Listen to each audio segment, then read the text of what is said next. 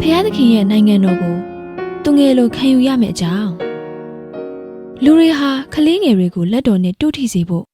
အရှင်ယေရှုစီကိုခေါ်လာကြတယ်။အဲဒါကိုတပည့်တော်တွေကတွေ့တော့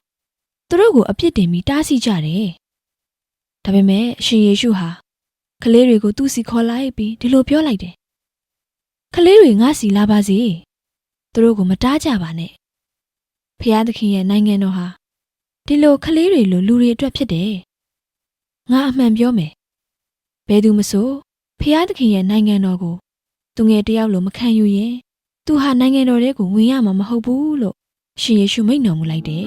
။ဒါကတော့ရှင်လုကာအခန်း18အပိုက်ငယ်15မှာ19မှာပါတဲ့ကျမ်းစကားဖြစ်ပါတယ်။